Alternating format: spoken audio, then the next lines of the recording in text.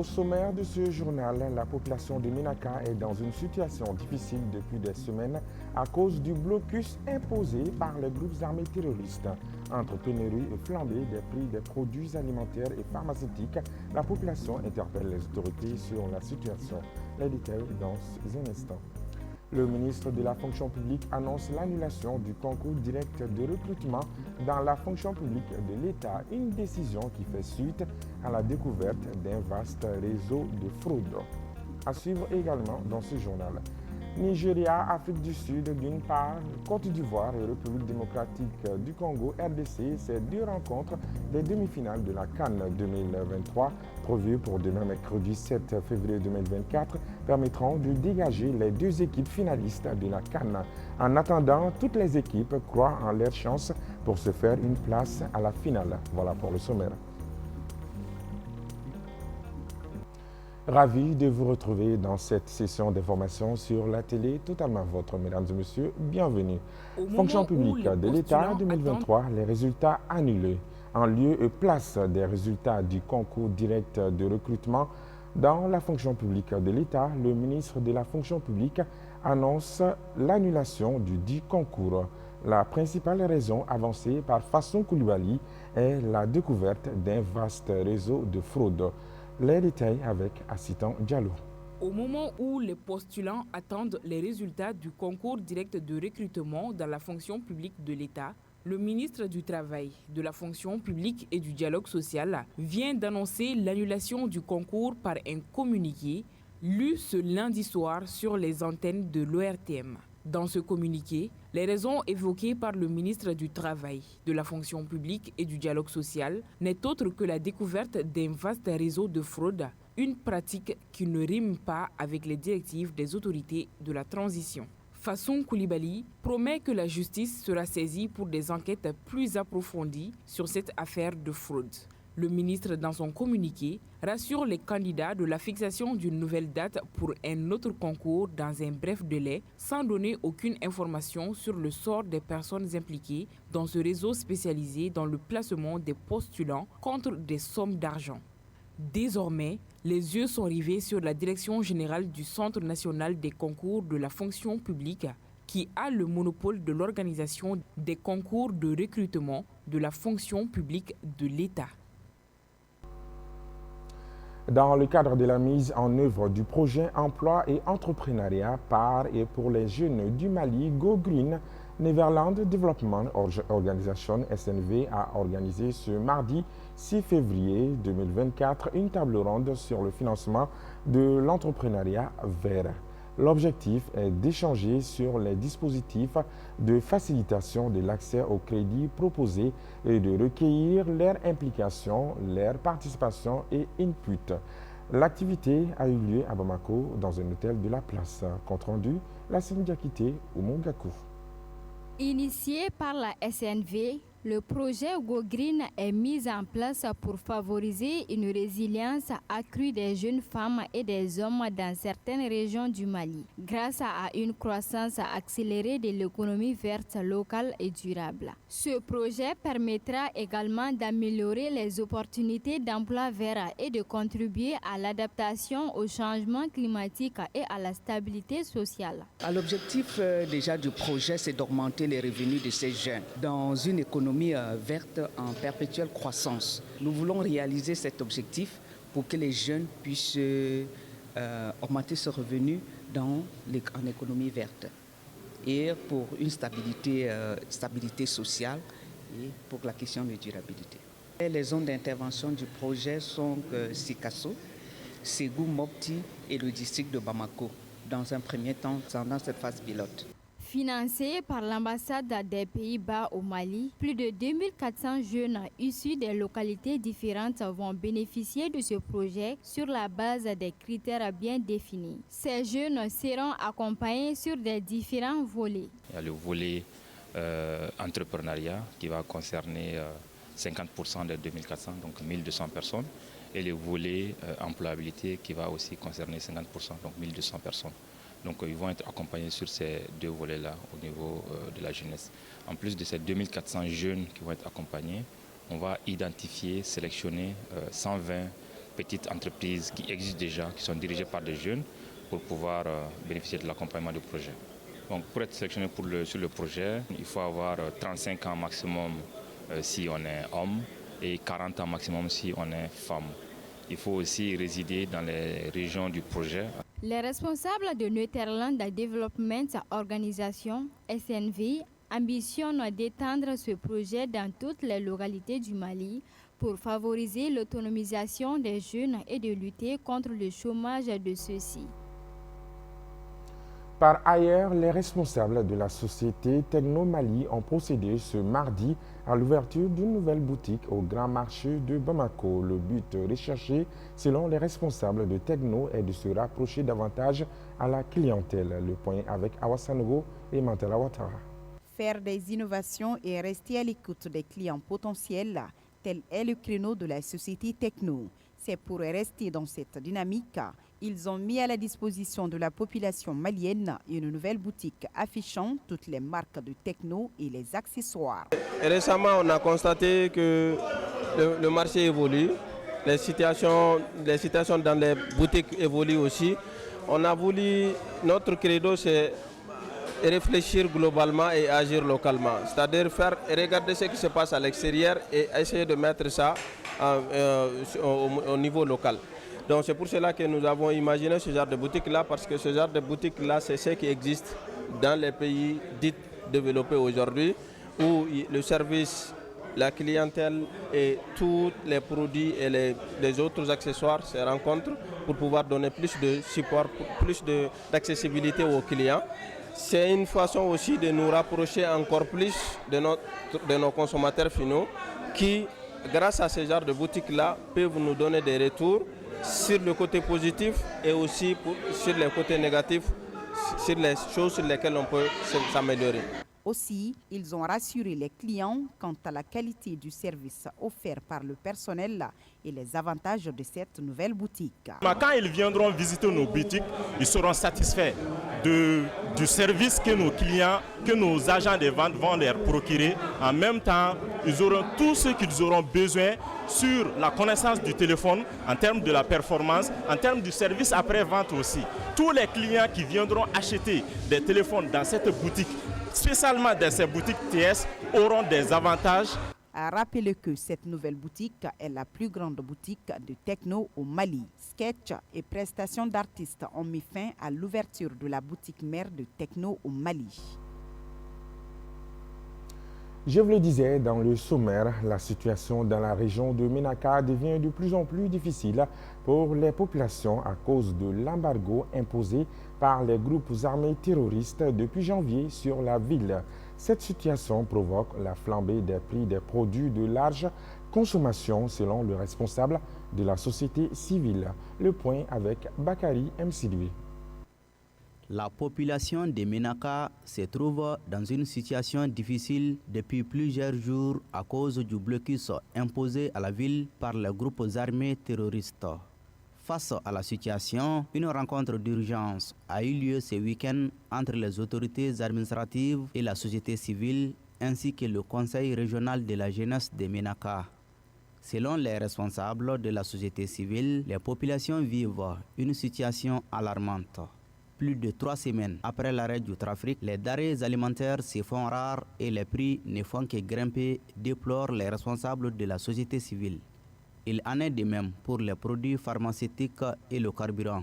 Face à cette situation, la société civile envisage des solutions urgentes. Dans cette logique, elle a décidé de rencontrer les ONG de la place ce mardi pour échanger sur la situation.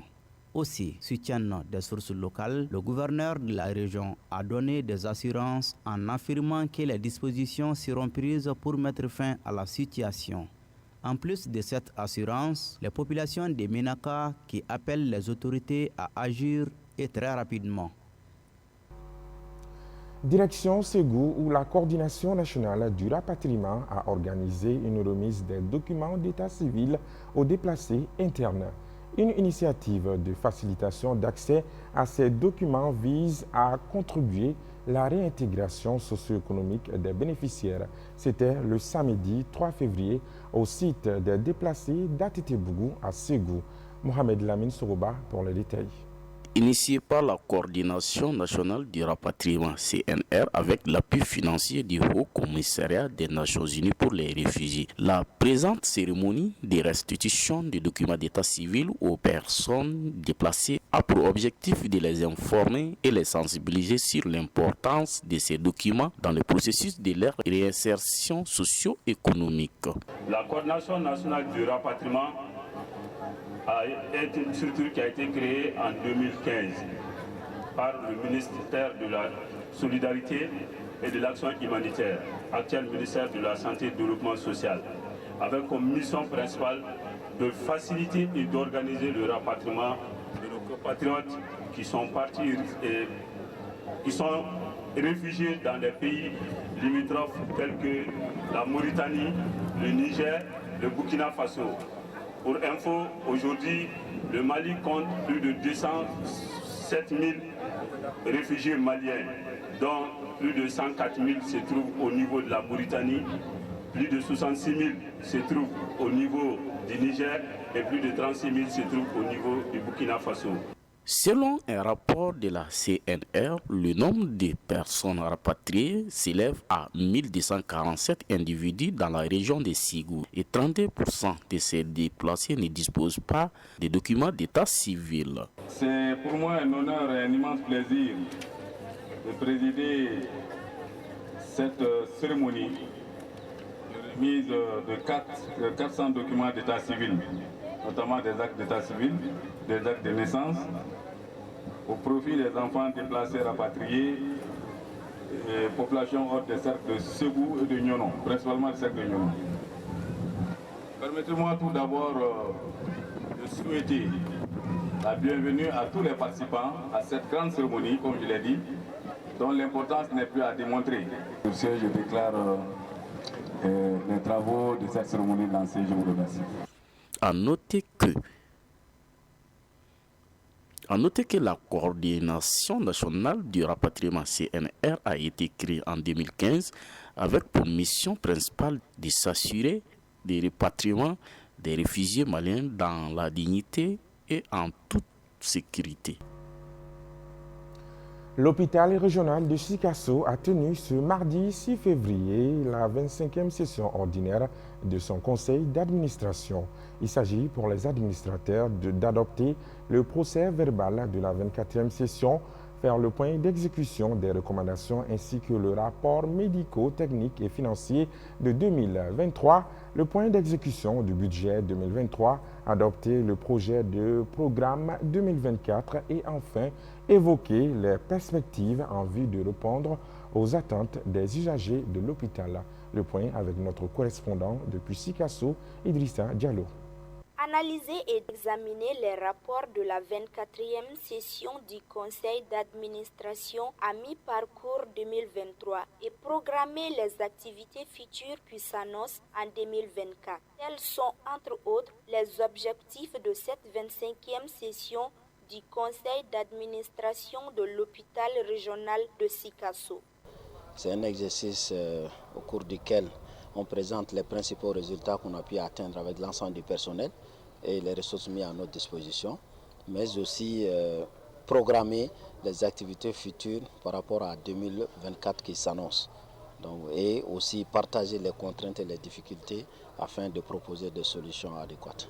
Même si beaucoup reste à faire, le président du conseil d'administration de l'hôpital régional de Sikasso s'est dit satisfait du bilan. L'année 2023 a été marquée par le délestage intempestif de l'électricité avec son impact sur le déroulement des activités et les pannes des équipements. Aussi, l'insuffisance de la capacité d'accueil des urgences, de la morgue, la prise en charge difficile des déficients rénaux et l'arrêt du scanner sont constatés. Malgré toutes ces contraintes, l'hôpital a pu atteindre beaucoup de ses objectifs. À noter que ces dernières années, l'hôpital régional de Sikasso n'a reçu aucun appui du budget spécial d'investissement chose qui rend difficile le renouvellement et l'entretien des infrastructures ainsi que les équipements biomédicaux. C'était un élément de Idrissa Diallo avec la voix de Penda Kone depuis Sikasso. Les deux matchs des demi-finales de la CAN auront lieu demain mercredi 7 février 2024. Le Nigeria affrontera l'Afrique du Sud à Bouaké. La Côte d'Ivoire croisera le fer avec la République démocratique du Congo ou la RDC. À Abidjan, nos envoyés spéciaux ont suivi la conférence de presse des sélectionneurs de la Côte d'Ivoire et de la RDC. Écoutons Sébastien Desabres, sélectionneur de la RDC, et son milieu de terrain, Charles Piquel. Nous restons concentrés sur notre football, uniquement sur cela. Il y a des principes de jeu qu'il faut mettre en application, que demain la RDC va jouer comme dans le cadre des autres matchs, en restant calme. Et nous allons essayer de marquer, ça c'est sûr.